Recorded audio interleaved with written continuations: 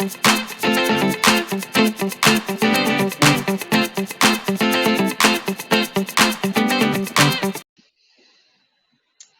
everyone, this is Angela Brown and I'm a certified health coach. And this week we are going to do our Habit of Health topic of the week on water. And I am super excited to have a couple other certified health coaches joining me. You want to introduce yourself? Yeah, I'm Susan Pallas, certified health coach. Hi, and I'm Dee Corchin, certified health coach. And today we are talking about water. Thank you, Angela, and the importance of water. And we probably all hear that we need to be drinking water throughout the course of the day, but how much and why? So typically it's recommended that we drink at least half of our body weight in water, at least eight ounce glasses, and some coaches even recommend up to 100 ounces of water during the course of weight loss. And the reasons for that is it's such an important part of our body functions. Our body is composed 60% of water, and our brain cells 75% water. And water is responsible for flushing toxins out of our body, for getting the nutrients throughout the body, as well as lubricating our joints, and also hydrating our organs. The hardest thing is, though, for some people is how do you keep track of your water? How do you even know that you drank 64 ounces in a day or 100 ounces? So Susan is going to help us with what she does in the course of the day.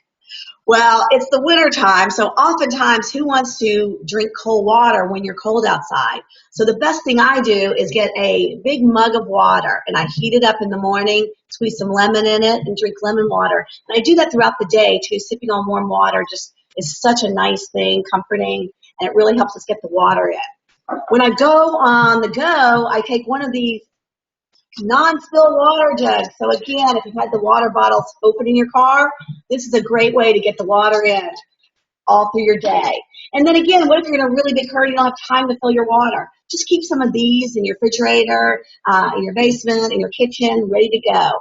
And then for me, when I had a baby 13 years ago, they give us this big old jug of water, and you drink it with a straw. So at night, I fill up, actually my husband does, fills up with ice and water and drink it through the evening. And then when I wake up in the morning, I've got cold water waiting for me. Do anything you do?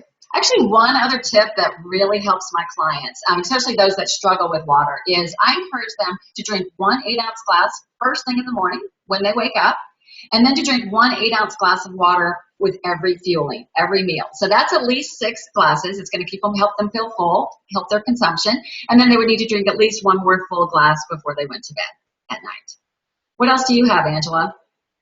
Well, one of the things I have found when my clients, if we talk to them, maybe their weight loss has slowed down a little bit, maybe at a plateau. That's another huge time that maybe you need to up your water intake. Maybe your body is kind of adjusted. Maybe you're not getting it in like you thought. So one thing I suggest to my clients is to really, let's up the water, add another 36 ounces, and let's see what happens. You will find that the scale starts moving again and kind of gets you into that next phase of weight loss. So that's another thing to consider. I also wanted to point out, since we are using Dr. A's Habits of Health book, of course, he has a section about water on page 114 and 115. Here it is. And so read through that. It kind of talks about, where are your best sources of water and what it does for you and really why it is that important. So, Susan, can you talk for just a minute about the signs of if you're not getting enough water, maybe how you would know that? Absolutely. When you get a headache, oftentimes you're dehydrated. Also, when you're on a weight loss plan, oftentimes we're not eating enough and we get constipated. So drinking water really helps with that, along with a fiber supplement if you want to add that as well. And then also, if your urine is not clear, you're probably not drinking enough. Dee, what do you think? Yeah, that's absolutely correct. Also, if you're feeling hungry, sometimes hunger, you're really actually thirsty. So a recommendation is to drink a glass of water before you eat, just to see if that will help with that. And then if you're feeling thirsty, that's one of the last signs of being dehydrated. So if you're thirsty, that's definitely a sign that you need to be up in the intake there.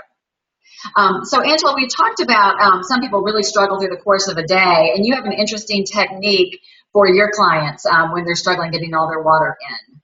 Well, I do. So if you're not a natural water drinker, sometimes you need some ideas on how you're really going to get it all in. And so one thing I talk about with my clients is you have your big glass of water here doing something called the medicine chug. And we call it that because sometimes you have to take your medicine even if you don't want to. So even if you're not naturally inclined to drinking your water, maybe because it's cold or whatever, and you feel like you really need to, you need to get it in. Your health coach is obviously telling you to get it in. I have this 24-ounce, glass of water here. Get in your kitchen, stand over your sink if you need to. It doesn't have to be pretty. You want to just make sure you're getting it in because your body needs it, and your weight loss will directly correlate with how much water you get in. So I was just going to show you how fast I can really drink 24 ounces of water. I hope I can do this on video. All right, so here we go.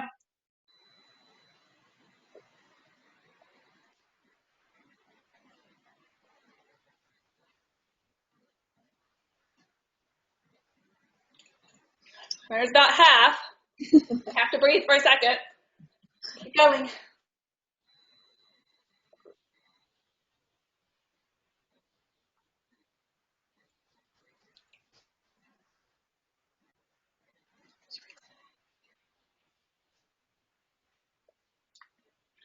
I did it. Wow. So anyone can do that. You get it in because you have to do it. So anyway, guys, that's it. Thanks for joining us, and I hope this motivates you to get your water in this week, and have a great week.